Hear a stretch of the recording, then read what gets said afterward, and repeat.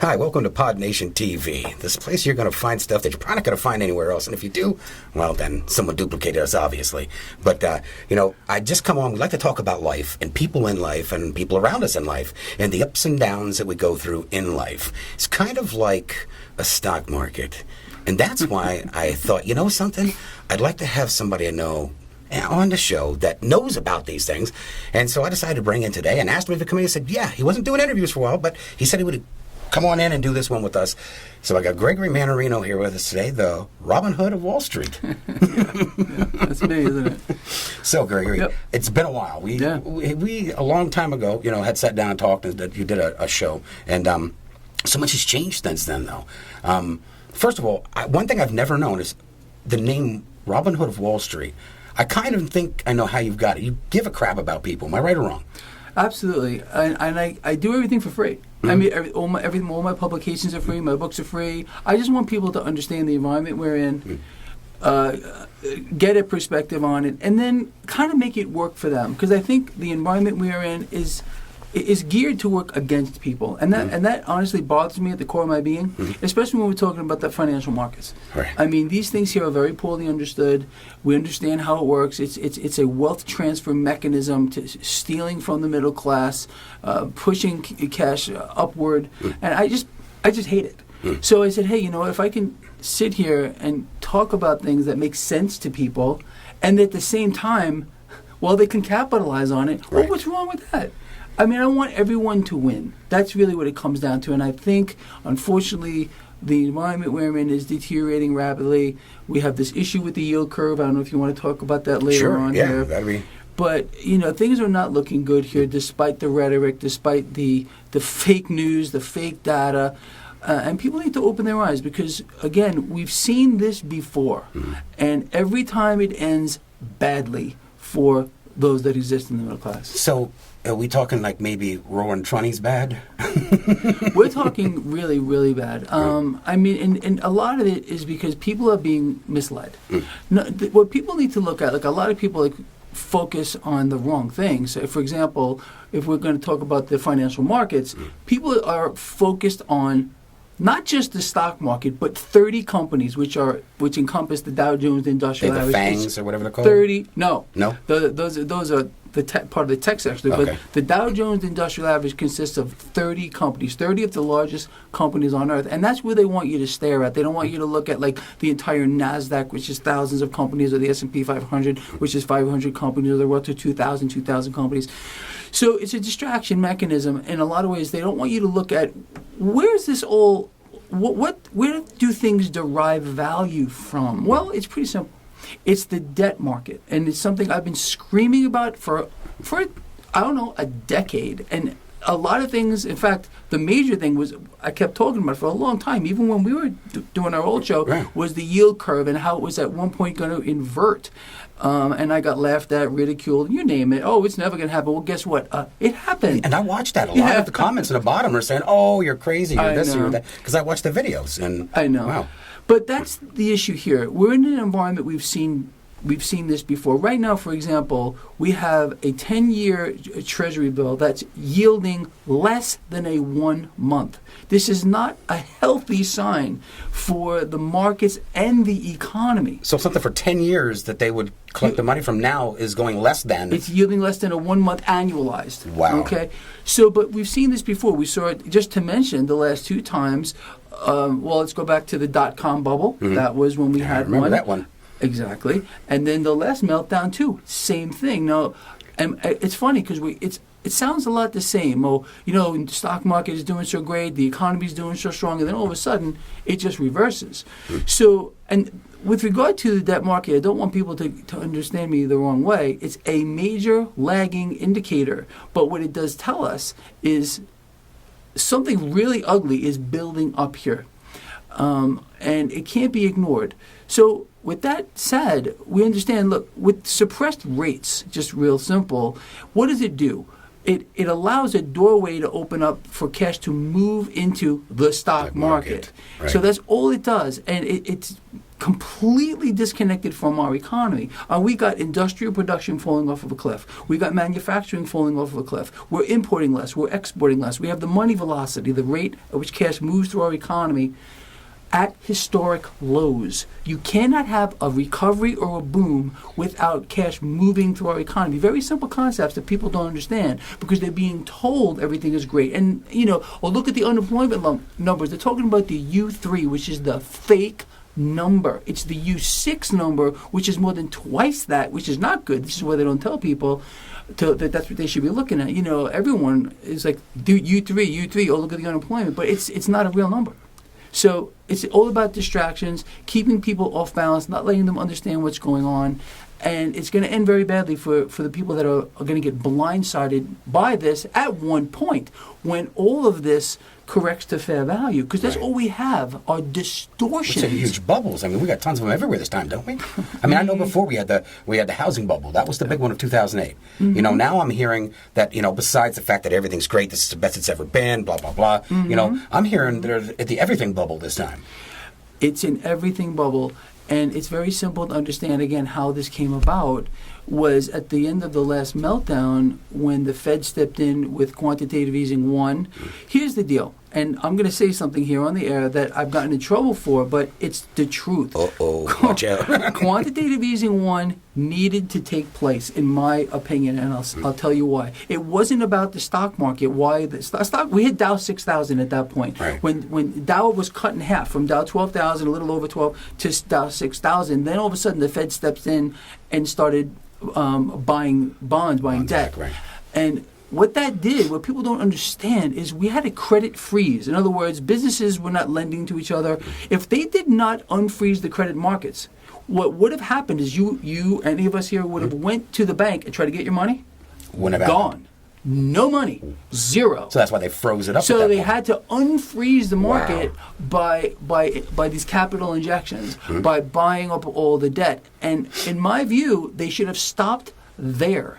They should have just unfroze the credit market. All the market, look, what people don't get, and what I want people to understand is what is the job of these markets? Well, it's one thing, to determine fair value. Right? Yeah. Now, if you have central banks around the world who are synchronized in doing what they're doing right now. They're buying up all the debt, massive capital injections. In some cases, they're buying corporate debt. They're buying each other's debt under the table. I mean, this is almost common knowledge now.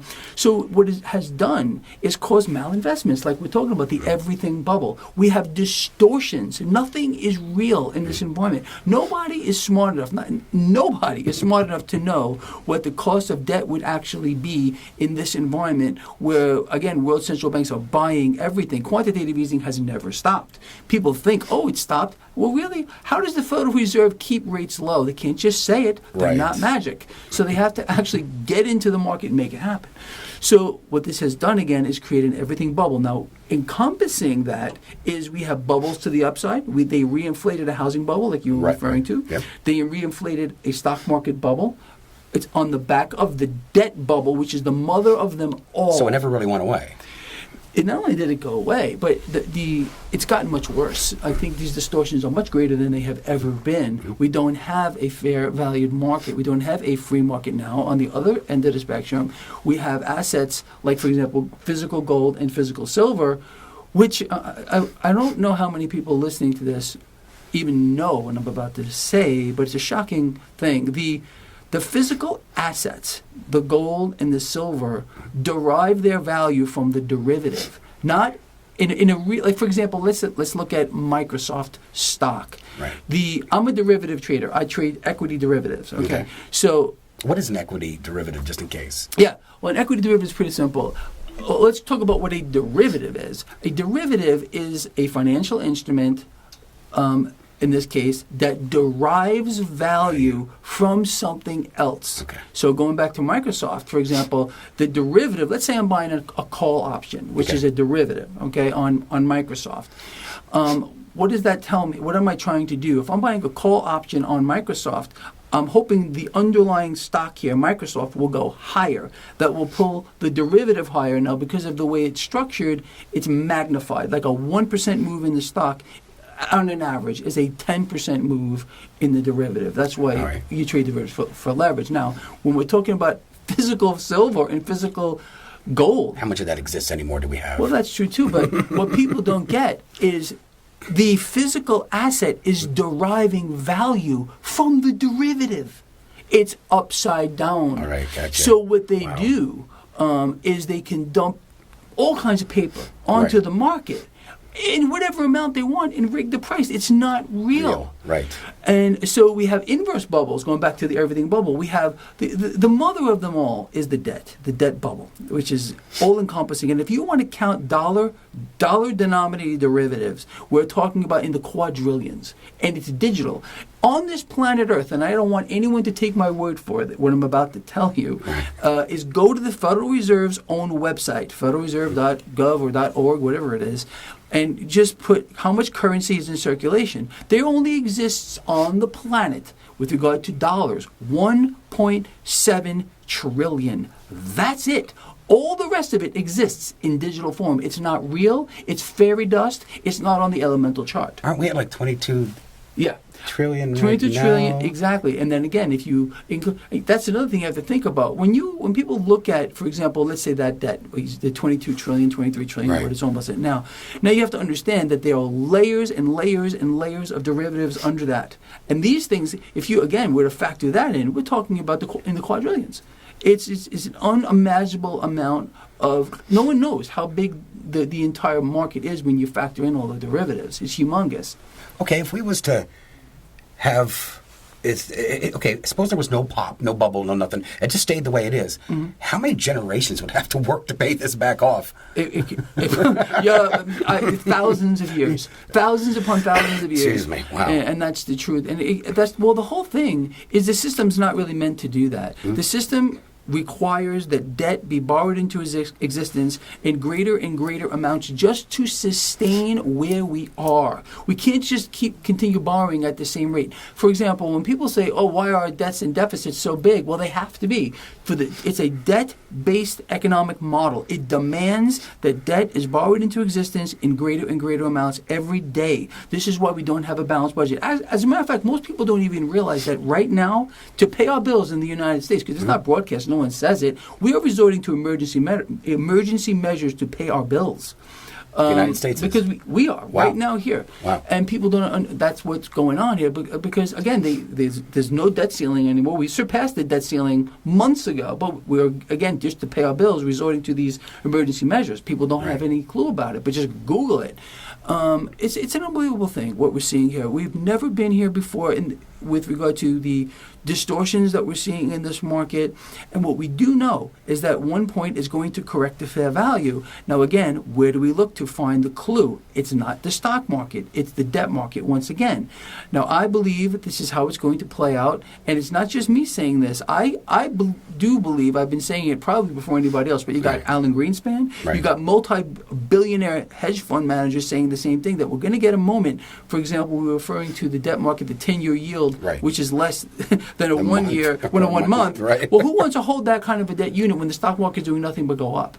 So you're guaranteed to lose money by keeping your cash in a unit of debt here, like a bond, that's not even keeping up with the actual rate of inflation. Same thing goes for a savings account here in the United States. If you have cash in a savings account, you're being robbed blind, and you're being forced to subsidize the entire stock market by having your rate being less than the actual rate of inflation. This is the mechanism, and we have a call for a rate cut from the president. We have a call for more quantitative easing from the president. And all this will do is hurt the middle class more than they are. Of course, it will vault the stock market higher. And we're already seeing a massive wealth transfer right in front of our face. People don't understand what's going on because they don't understand these markets at all. At all. So, but if people had an understanding of even the stuff we're talking about here, they'd be blown away. They would go, "Oh my God!" I'm blown away, and because I always thought growing up, this is what I always heard. And of course, this is I'm sure what you've dealt with a lot. the stock market is the greatest indication of how great we're doing. So if you're seeing the stock market continue to climb, you're thinking, and you're hearing the president and everybody say this is great, this is the best we've ever been. You're thinking everything's great, but you're feeling it. I mean, you go to the store. I've been to the store, and you go in there and you're looking. You get packs of Twinkies. Now you used to get 12. Now you're getting 8. Then you're getting 6.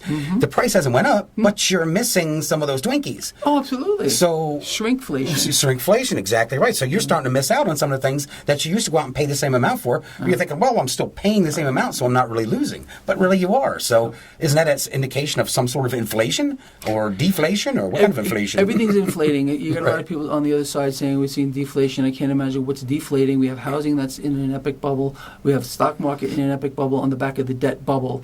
And you're absolutely right. Things are shrinking.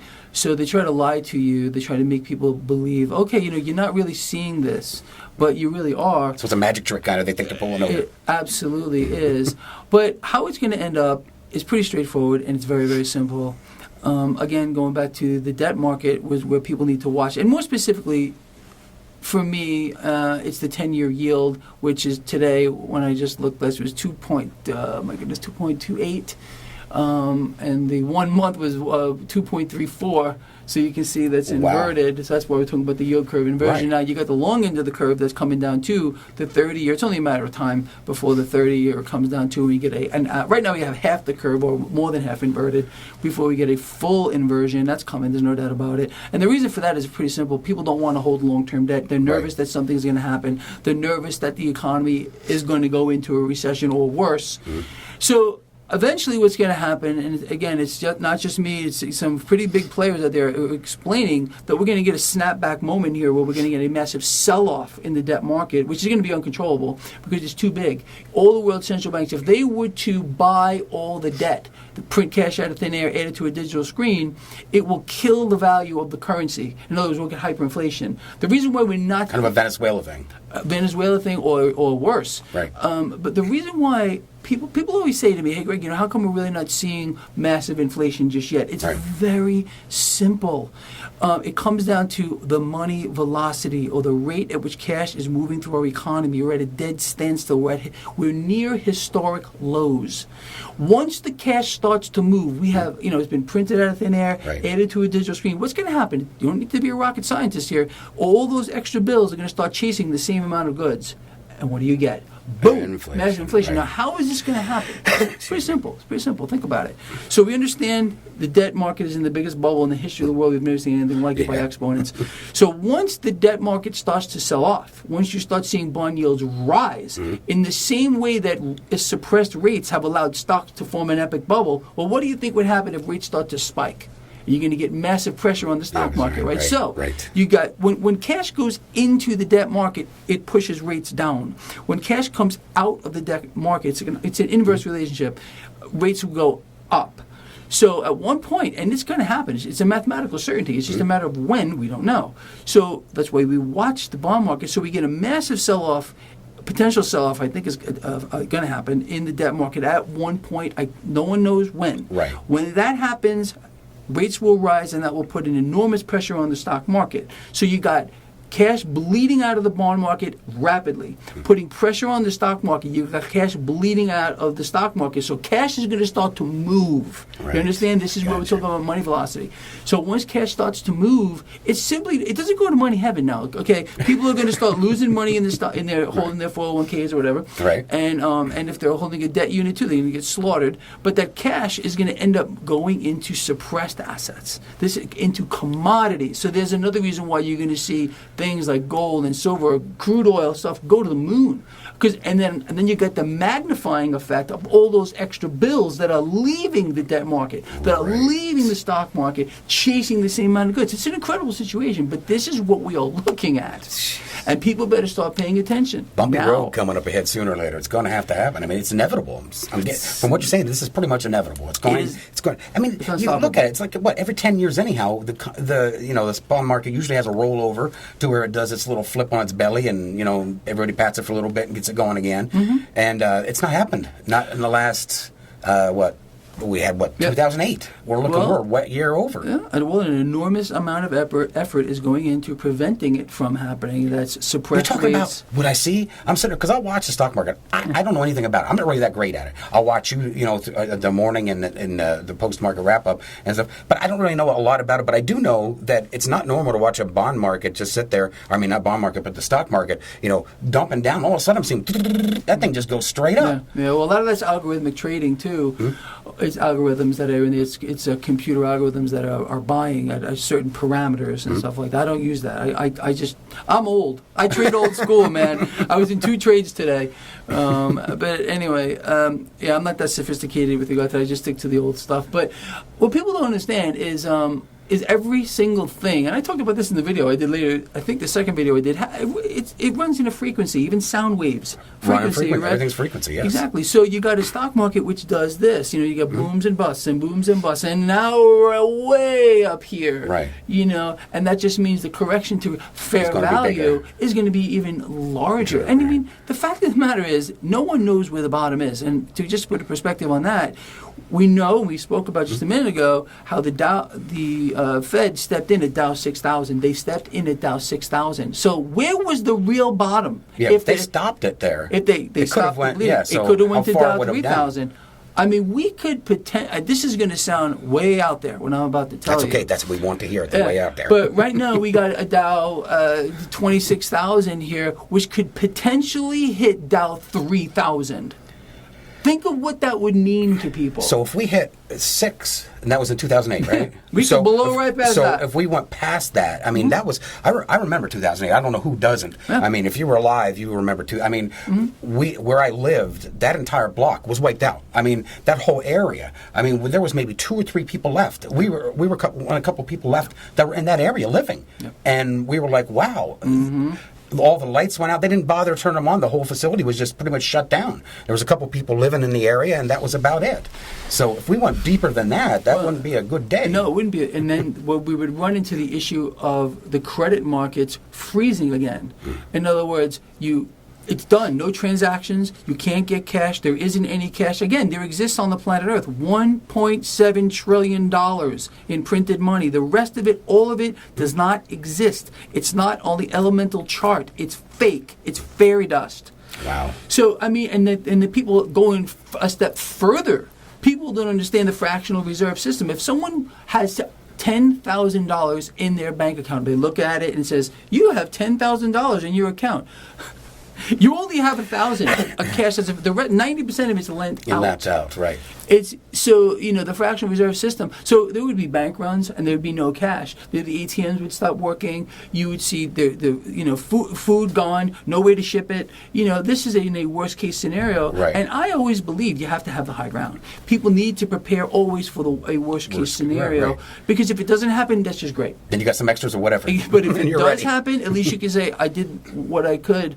But the environment we're in is only going to get worse, in my opinion, until like today. It was a very volatile day in the market, and that's because of trade war rhetoric. It's getting if you we're do in a trade this, war? Yeah, exactly. Is it a spat now? Because I think it's a spat.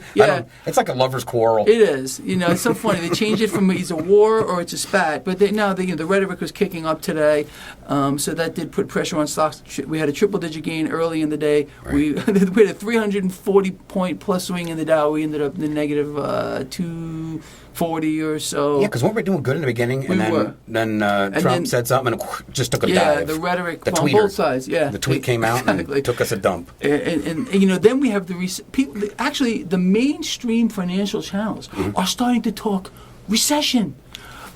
Wait a minute. I know. Does anybody got any nitro? I know. I could use a head tip. It's the truth. Wow. You mean they're actually coming out and saying something that's real? I know. You were supposed to be on one of them, I'm guessing, or at least I've heard. Oh yeah. On Fox Business, yeah. Because you were they took one of your I guess one of the things you wrote on the blog or whatever, and they used it on Market Watch. Am I right? Yeah. All right. Yeah. 2 things I said on Market Watch, and one was the first. We all started, and this. I still leaves a bad taste in my mouth like you cannot believe. Not like that nitro would have. Oh, yeah, exactly. When we had to sell off in December, and the market was plunging, you had Treasury Secretary Mnuchin, who went to 6 Wall Street banks to try to get them lined up, and then President Trump issued a buy order, and the market really bounced higher. I honestly didn't believe it was going to work. I was like, I wouldn't buy the balance here. I did get in it at the end, but I missed 3/4 of that. I refuse to believe that that this is rigged. It's completely rigged. And then that was when they picked up that story. And then they picked up another one where I said if a China deal was made, that stocks would vault higher. And I still believe that if we got any kind of deal, stocks would go higher. But now this, it's what are we, over a year into trade wars are easy to win? It doesn't seem like they are. Too easy to win. The president always saying, "Oh, we're in great standings. They love us. We're going out for tea later." And kind of interesting and then all of a sudden, you see China on the side like, "No, you, buddy." Exactly. No. I just don't understand. I mean, but they seem to keep falling for the same thing over and over again. I know. Unfortunately, I don't really know obviously what was going on behind the scenes, but it seemed like unfortunately the United States was strung along like a little puppy for a long time, and I really had my suspicions that was going on. I talked about it in my blog too. Right. And so anyway, yeah, you're right. So I got a call from once that Market Watch article came out. I got a call from Fox Business. They were like, "Hey, Greg, would you like to come on our show?" And I was like, "Yeah." And then, as I said earlier, I was all happy about it. I really was. I thought it would be exciting, and I even posted it. Oh, I'm going to be on Fox. Then all of a sudden, I get this like a form that I had to fill out, and I had to agree to a whole bunch of things on this form here. They weren't paying me. Like I said, this was just going on the show and talking. Was it in blood? Well, yeah, in blood, and it was kind of like, well, you can't really you can't disagree with us to a certain degree, and anything that you say that we covered on the show belongs to the show. So I showed this to Greg Hunter, who was on CNN, and he said, "Greg, if you sign this, you're out of your mind." So I wrote back to the guy. I was like, "Hey, I'll be on your show, sure, but I'm not signing this. There's no way." And guess what? Poof, gone. Nothing. Never heard nothing. Zero. Unbelievable. Not even, well, thank you for consideration. And I mean nothing. Radio silence. And that's okay, too. Yeah. That's fine. But I mean, that's just unbelievable. They're sitting there telling you that you can't pretty much disagree with what they're going to say. You have to play along this little game. Exactly. And if you notice, there's a lot of guys who used to be on, let's say, CNBC, who aren't on those shows anymore because they were kind of going against the grain. And I would go completely against the grain. I'm not playing the No, nonsense I would never believe you would do that. And I would not believe that. In a million years, I wouldn't do it. I really do believe what they do. They, whether it's Fox Business or whether it's any of these shows here, CNBC, they go down to the street, they find homeless people, they clean them up, they say, "I'm going to give you a free meal and a new suit, right. But I'm going to give you a script. You're going to hold it right down here, and you're going to read it when I answer you." I think that's what they do, because some of the stuff that comes out of their mouths sometimes, I'm like, "Are you kidding me? What's really happening here?" Right. I could be wrong on this, but I'm just speculating. I just can't believe it. Where do they pull these people from? I don't know. And then they get these CEOs, of course, they parade them out. Oh, everything is just great. Keep buying our products. That's what they want. It's all about that. I mean, you want to talk about how about Boeing, the whole Boeing scam? They were trying to blame it on pilot. As I say, now they're, the MAX 8 thing. They blamed it on everything but really what happened. Until finally it came out. Initially they blamed, the first thing they did was blame it on pilot error. Yeah, Couldn't be their plane. Then it was, maybe it was bird strikes or something or other. Then they found out. Signs and stuff? Yeah. Then we found out that it was a system on the plane that was not even told to the pilots how to use it if this plane would nosedive. And it cost hundreds of people their lives here. Right. And I was wondering why President Trump was the last guy to say ground the plane when it was being grounded from all the over. other countries were doing it first. They were doing it. They were just like, doing it right off set the those bat. puppies on the air. Of course, don't take them out. Boeing is part of the government. Right. It's the United States of corporate America. What they want matters. It's all that matters. How rich they get matters. The CEO's bonuses matter. Everyone else does not matter. It's just sad, and that's another reason why I'm out here. That's why I love watching you, because to you, people do matter. And that's the biggest thing. And that's what I want to kind of touch on, too, today when I have you here, is, I watch you very passionate about what you're doing. And you're doing it for the people out there that may not know or may have an idea but don't know how to trade or don't know, and you're coming on, you give this information for free. You give it on your website. You give it out on your we call them video blogs every day, twice a day. and you're constantly helping them. And I've seen you do some stuff and seen some people write some things at the bottom. I remember you stuck a sticker to your head. And I do go off the deep end from time to time. I really do. And you're right. I'm very passionate about it. I get very angry. Sometimes like all of us, I say things I kind of don't mean at the time. But, I don't script any of it. Right. I really want to keep it real. But that's it's from the heart. So that's the good thing. So, like, a lot of times I'll watch myself and I'll go, wow. Okay, and then I'll publish it, and I'll just deal with the fallout. You played the guitar not that long ago. I saw that one. You broke out the guitar, and you're like, "Look at this baby!" You're like, "I want to." I was like, "Whoa, that's cool." I did break out the beautiful letter. That was it. The beautiful letter. Yes, that was funny though. I was losing it. I was like, "That is funny stuff."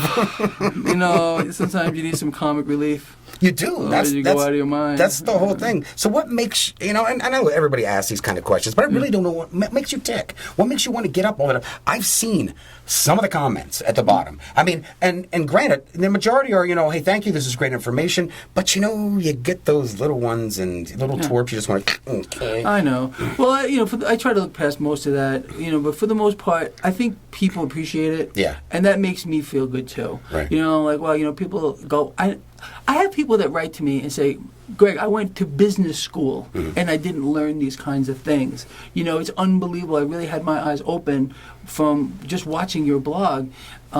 And for me, I think it's a situation that, it's dire. There's no doubt about it. But why can't we make it work? Why can't we all figure out a way to take the system and weaponize it against those that are weaponizing against us? Right. So that's really what it's all about. Learn to use the markets to your advantage. I have all kinds of publications about how to trade, credit spreads, a couple of different trading systems, and they're 100% free. So, and I tell people, download them, learn the systems, and you can paper trade these things first. Of course, for months. I'd say do it for like 6 months before you actually put money to work. And don't expect you're going to win every trade. You're not going to. Right. But you'll get the ones that do. They'll think that's going to happen. Of course, if you stay on the right side of it, and then. My point is, if people can beat the market or make money off of it, they're going to take a percentage of those profits.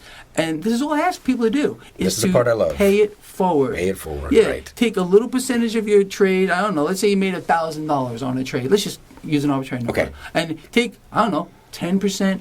5% and donate it to a charity you believe in. I'm not even asking to support anything I believe in. Just that they themselves. No, I've never even heard you even say that. I've always heard you say, just take this and pay it forward. Make sure you take a little bit of if you've worked out good from what I've give you and it's completely free.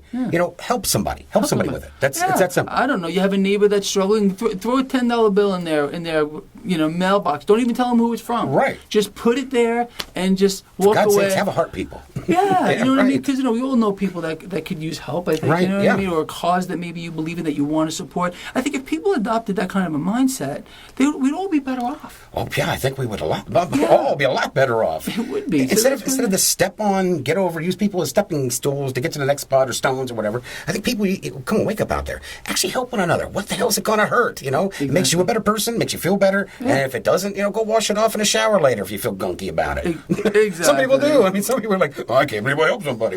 Yeah. But help people. That's not that hard. No, it isn't. And then with the whole system, what do we know they're going to do? They're going to continue to inflate. They're going to continue to print cash out of thin air. They're going to add it to a digital screen. So my thing since day one was bet against the debt, become your own central bank. How you do that, we understand how they rig the metals markets by pricing the hard asset off the derivative. Well, let them do that. Let them play their games. Like today, silver took a beating. Good, let them do that. So for the long run, you want to hold a hard asset. You want to bet against the dollar. Let's talk about just real quick. I know it's getting kind of long, but we'll end soon. That paper thing that doesn't really worth nothing? Exactly. These are unbacked liabilities being dispersed by bankrupt governments around the world.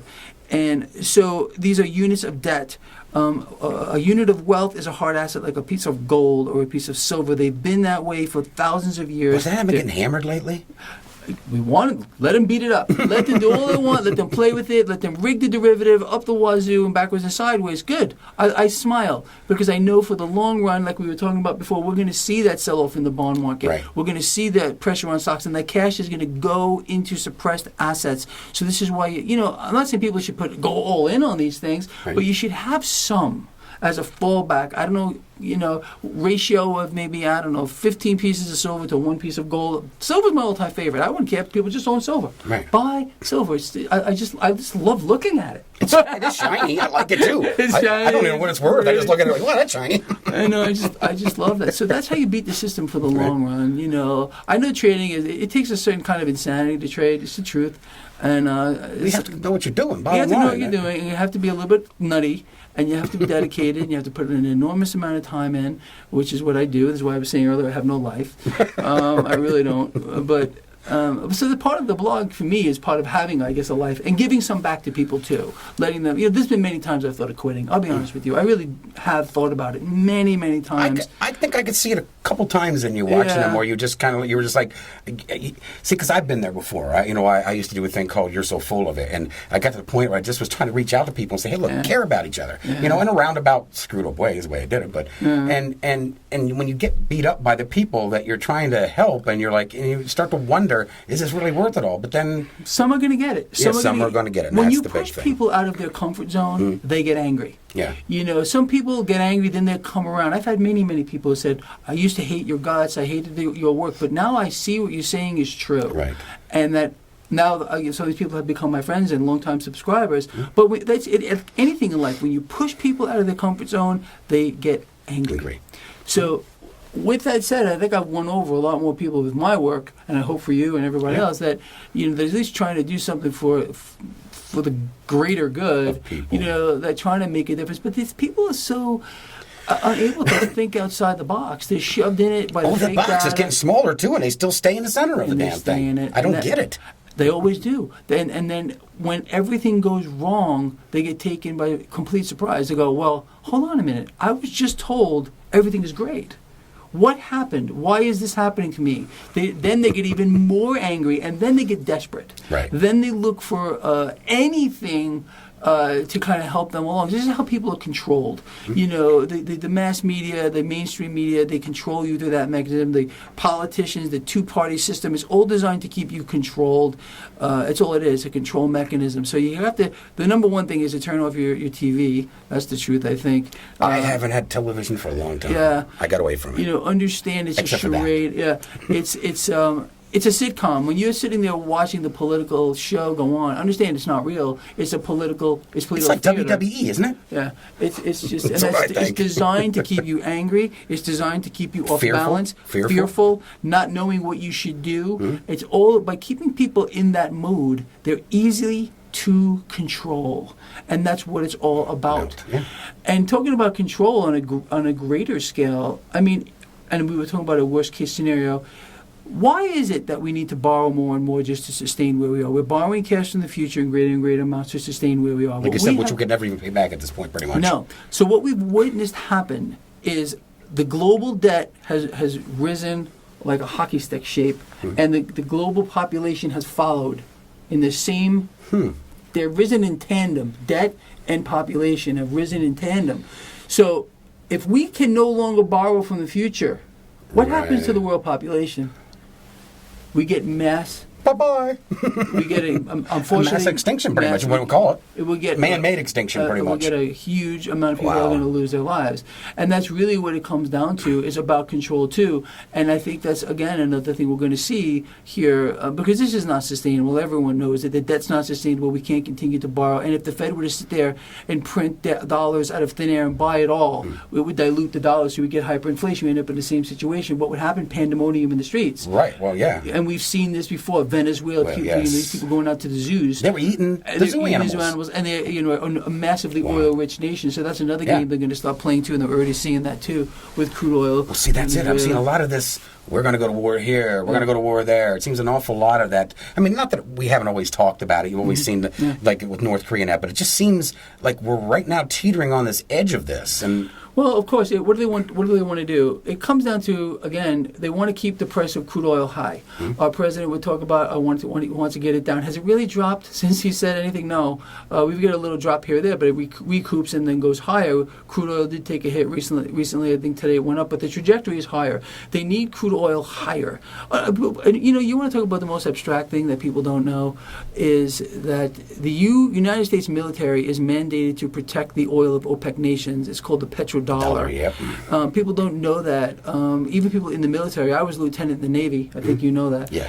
And even people in the military don't know that the U.S. military is mandated to protect the oil of OPEC nations, and it will to keep the petrodollar alive. Wasn't that the way they got in on this? We'll help protect you if you use our dollar. Exactly. That's the whole petrodollar. Yeah. Why would the OPEC nations decide to price their oil in dollars? Well, what it means is, let's say company X wants to buy oil from an OPEC nation. They have to convert their currency into dollars. That creates an ever increasing demand for dollars, okay?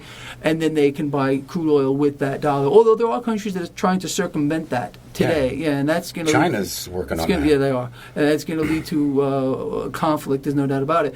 But that mechanism is a very evil one. It's old, and the entire Vietnam War was fought for that reason, to establish the fiat monetary system and the petrodollar. Every life lost on either side. They may have lied to us. Exactly. It's common knowledge now that the Gulf of Tonkin incident never even happened. But that's what led us into, I think it was Operation Linebacker 2, if I agree. Yep. I could be wrong on that, but I think I believe you are right on that one, yes. Full-scale bombing unlimited of Vietnam.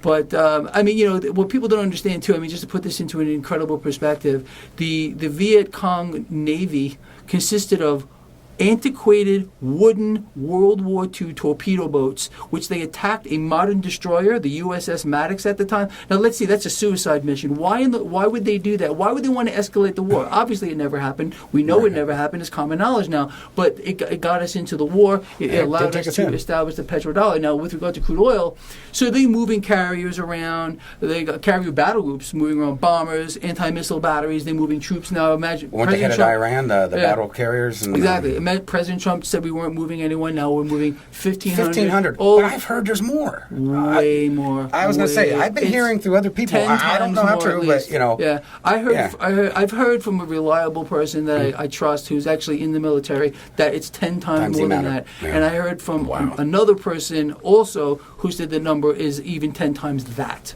So I don't even know. But the issue is they want to keep the price of crude oil high. So they create this kind of environment. Okay, well, we're going to drop a few bombs or missiles without even doing it. They're going to keep the price of crude oil high. Now, why do they want to do that? Understanding how the market works and how twisted it is, the two largest sectors, number one is the financial sector, number two is energy. So if they keep crude oil high, that boosts the energy sector as a whole. And who finances it all? The financial sector. Right. So if you can keep those two sectors high, it pulls the whole stock market with it. Are people starting to realize how twisted this is just by listening to? I'd be willing to bet that if people never heard this stuff before, they're probably going, "Oh my God, is this real?" Well, yeah, it's all real. And that's the amazing part about the whole. What I can't understand. Okay, now I've seen an oil tanker go to my gas station. I go to all the time. I'm not going to mention the name of it. They put the oil in that morning. Okay, I got there. I drove by. It was $3.19. I come back. It was $3.23. I went back around this way. It's now $3.34. How the hell is that same damn oil? They just dropped off earlier, keep going up and up when they haven't brought any more new oil. Nope. It just throughout the day it's just rising, and it's the same oil that's sitting there. And then when the price of crude oil drops, the price goes down extremely slowly. It doesn't go, It's all rigged. The whole thing is so sick. It's twisted. It's a system that honestly is designed to punish the middle class, who doesn't even exist anymore. A middle class person not that long ago was one that didn't have too much debt, that was able to sustain themselves on their average salary and buy an average priced house. Today, these people are consumer debt, personal debt as high as it's ever been. People are defaulting on their loans, auto loan Car default. loans are what? Like $7 million. Exactly. We got the auto industry is failing as is. So the middle class right now is being decimated, and they're only getting by borrowing. And the grand plan here, going about control, is elimination of the middle class on a grand scale. and it's happening right before our eyes. The middle class is being decimated, unfortunately, and they're allowing it to happen to themselves by not opening their eyes, by not listening to shows like this, unfortunately. And I hope people, if they're able to share this, they do, because people need to understand how this works, how the system is rigged against them, and they can't win. And a lot of people are going to say, well, look at my 401k, it's doing great. Yeah, sure it is. You only make money if the stock market goes higher. What would you do if the stock market were to reverse? Let's say if we get a sell-off in the bond market, this is what happened in 2008. People were caught completely off guard. They got wiped out. The 401ks are gone. They're gone because it's a system that only makes money in one way. Now, for example, let's just talk about it on an extremely micro scale. Me, myself, today, I was involved in 2 trades. This morning, I bought calls on ticker SPY, which is an exchange-traded fund which follows the S&P 500. So I made money in the morning, and then when the market sold off, I bought puts against the S&P 500. So while people were losing money, I made it. Right, now, these investment banks, that's what they do. They bet against their own clients, and they reap an incredible, all of them. And the Federal Reserve does the same thing. They have a trading desk. The New York Federal Reserve has a trading desk. And a trading desk is for them to buy. For them to buy and or sell and to go short and to do whatever they want to do that. Wow. So the central bank itself will bet against the people. They're allowed to do it. Just for example, I mean, like the farm bailout that we just got, that we're also bailing out the Chinese farms owned in America. People don't even know that. And I got up in arms about it, but I heard from a lawyer that they are legally entitled to that money, even though we were in a trade war with them. And they're agreeing to buy, the produce or whatever is from these farms. We're going to buy it from our own farms. From their own farms. Yeah, So and we're subsidizing that too. The American people are subsidizing Chinese-owned farms. Most people have no idea. Could you imagine if the president said that? What people would do? He won't tell you that. He won't tell you that one. No, you can't. Can't do that. That's just bad. I want to cover one more thing. This is what I'm curious about. Okay, crypto. Crypto, yeah. What the hell is with this crypto all of a sudden? Well, I think, it's a mania again, and I called the last mania, I think, unbelievably accurately. And I told people at Bitcoin 3,500 on my blog that I thought it would be a good point for them to get in. It's now 9,000.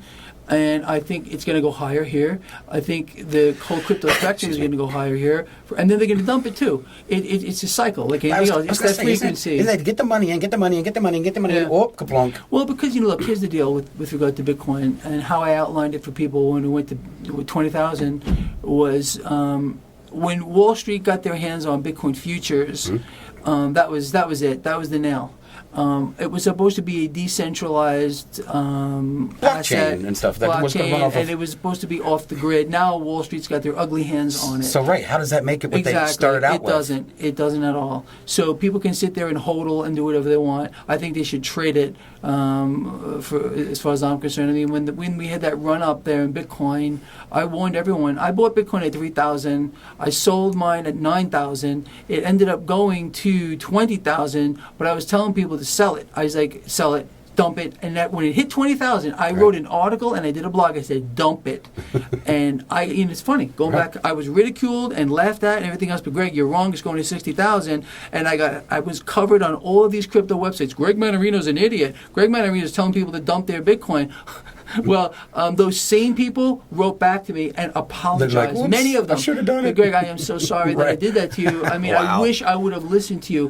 What people were doing, I had people writing to me who sold their cars to buy Bitcoin and then got wiped out. So lost a car into Bitcoin. I had one guy wrote to me, I think I could be off on this figure. I think he bought Bitcoin at 18,000, assuming it was going to go to 60,000, sold his car to do it, and then it plunged. It went down to $3,000, $2,800. So the guy had no car and it was completely broke. And no Bitcoin. And the people were actually mortgaging their homes, taking out second mortgages to buy Bitcoin. So what people don't understand is there is an element of people that are getting hurt off of that too. Sure, if you got money to play with, that's great. Right. But when people get hyped up, they get too hyped up. A lot of these people don't have that sort of money, but they go out, like I said, they'll take a mortgage, take out a loan, they'll max sell out the their car credit card. because they think, wow, I'm going to finally make it big, have all this money, and I can buy a brand new car, and it doesn't work that way. There is a group of people out there that are very irresponsible and they get caught up in the hype, unfortunately. And that's what happens in every single bubble, too, whether it's in stocks, whether it's in housing. I mean, one of my very best friends in the world who remain nameless, at the top of the last housing bubble, he inherited a large sum of money, millions, from his dad, who had passed away. And he took that money. He said, I'm going to retire from my job and I'm going to buy houses. I'm going to live off the income from rent. He got melted down. He lost everything. Whoa. It cost him his marriage. His wife walked out on him because of that too. Wow, I what a mean, this shame. is how bad it got. It's a shame. But this is what happens to people. They get hyped up. Now, I think Right. we're in a little bit of a mania right now with regard to Bitcoin. Do people want to capitalize on it? Sure. Why not do it? I already told people it's going to 10,000. I think it's probably going higher than that.